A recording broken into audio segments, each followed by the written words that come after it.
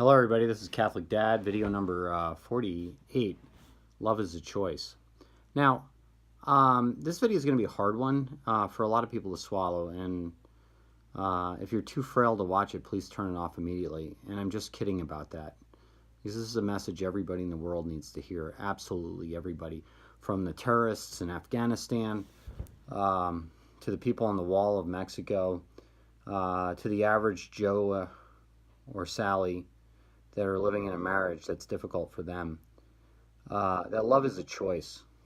So love is a choice. Now, when you're young and you're dumb and you're stupid or whatever you are, and you're full of all sorts of neuroreceptors and everything else, love seems like it's an emotion to you, right? You got all the serotonin and the dopamine and all these neurotransmitters in your brains telling you that life is good, this is the person I want to be with forever, and it feels good, and I have all this warmth inside, and this is the person I'm going to love and protect or provide for or nurture or whatever you want to do for this person.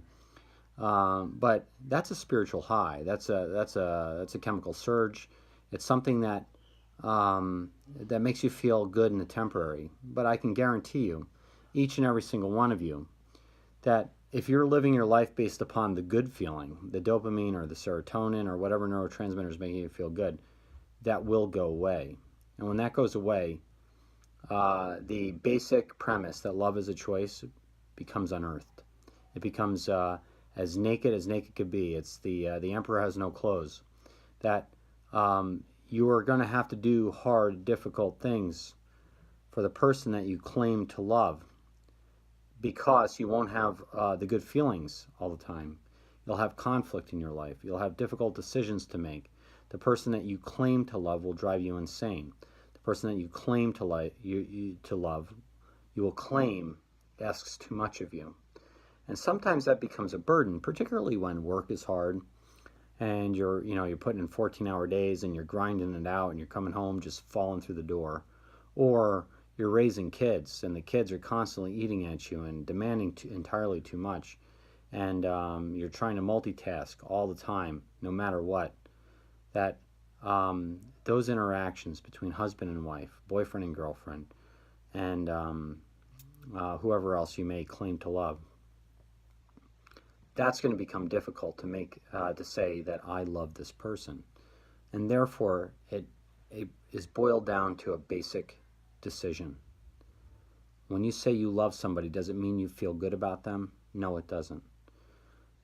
When you say you love somebody, it means that you give yourself to them, that you put all your happiness and joys and wills and mores and desires, and you will put them on the back burner for the betterment of the other person. And they will do the same thing for you. Now, if you do that, and you do that through a conscious decision, and you both actually understand that's what your decision is, then it will be happy, right? You will actually be saying, hey, guess what? We're serving each other. This is fine. I don't mind doing this. Sometimes you're annoying. But for the most part, like, we're all working in this world together. You're helping me, I'm helping you.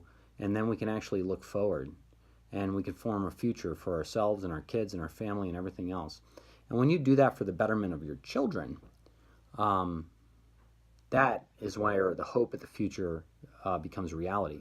Because those little guys out there, when they're running around and they're like playing in the yard, playing baseball, climbing trees, they're actually forming, strength and courage and things and virtues to go into this world and actually combat the forces of evil and the forces of darkness. To go into this world and actually create a culture.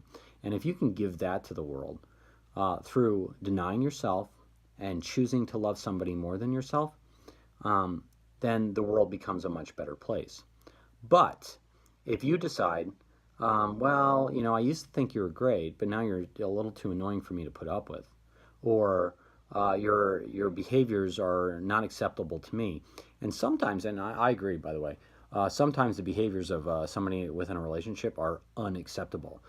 There's things like abuse and addiction and you name it. That you don't have to tolerate, and you get rid of that person. That's reasonable. But most relationships don't end based upon those characteristics. Most of them end because everybody says, I don't like what you did and therefore I'm leaving. Or I no longer find you acceptable and I find you annoying. Or I no longer, well, you know what, if your husband's going out and he's working 16 hours a day so you don't have to, well, yeah, you know what, you got to choose to love that guy because he's doing it for you. And oh, by the way, if your wife's sitting there and she's grinding it out, taking care of all these little kids that are sometimes a little less than pleasing to her, and sometimes they're really annoying too, and they're grinding it out too. Oh, you know what? Sometimes you got to accept her deficiencies as well. And so that's what love is. You actually have to sit there, you have to quiet the brain, you have to quiet the mouth, quiet the mind, and you have to look at that person, and whether you're feeling it or not, you say, I love you. And you know what that love means? It means you do, right? Because you actually went there against your lower appetites, against all your desires, and you made the conscious decision to love that person no matter what, no matter how difficult, no matter how hard it is for you, no matter the sufferings that you guys put, that you have to go through to actually stay together and create some semblance of order within the society for others. So you can be, and if you think about it, a man and a woman love each other, and they create these beautiful families, and they put all their wants and desires aside for this family, and that family magically transforms into their wants and desires. You become kind of a role model, a beacon of light and hope for the future, so other people can emulate what you do and create that same order within their lives, and so that they can do the same thing and form families and take care of society. And I'll tell you what, if you can do that, boy, society would be a much better place. If 90% of people out there can do that, the society would be wicked great. I'll tell you, in America right now, in the world for that matter, maybe we're at 25%. Let's try to raise that a little bit. And those of you out there are going, yeah, society, people need to do this. You know what? Start with yourself, people. Put yourself aside. Put your own wants and worries aside. You latch on to that person you love, and you tell them you love them, and you love them no matter what, through conscious, reasonable thought. You're going to do it no matter what, and you're going to just hang on for the ride. That's what you're going to do. So this is Catholic Dad. Please like or subscribe, and get to Mass, pray the daily rosary, and forget about yourself and love everybody else more. God bless you all.